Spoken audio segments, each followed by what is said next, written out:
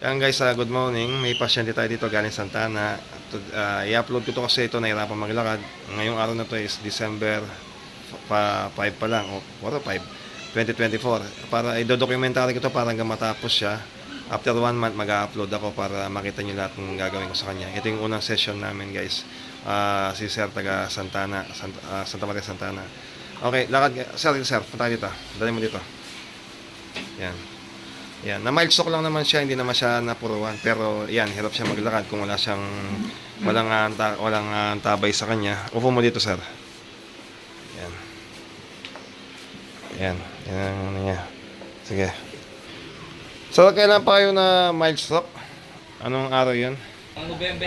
November last section siya na stroke. Kaya na mild stroke naman siya, di siya napuruan. Yan ang problema niya, itong mga paa niya. Ito, inihila niya to, hindi niya maiyakbang. Yan ang gagawin natin ngayon guys. Tara, hindi tayo. Ito, December 4, 2024. Sinimulan natin.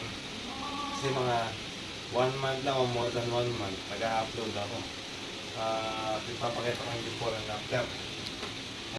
Yan guys, good morning. Ito.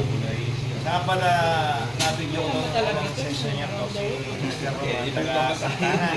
Na mild stroke to. Yun ang masarap sa Hirap din sima. maglakad. Yun lang yung parang calculation Ito yun. yung naman, ito pangapang Una session. bumababa pa yun, di ba? Pinupunta lang. Ay, sa walang college ko yan, yung isa, magkakasin ka naman eh. Mapatulog na sa akin. Nakakasasabi ako. Nung katawa-tatlo. Kilala ba natin yun? Kilala ba? Alin? Yung asawa mo. Hindi. di ba? Magpalas pa eh. Ikaw nga babae, kung lalaki. Hindi, sumakit ang ulo sa pangalan.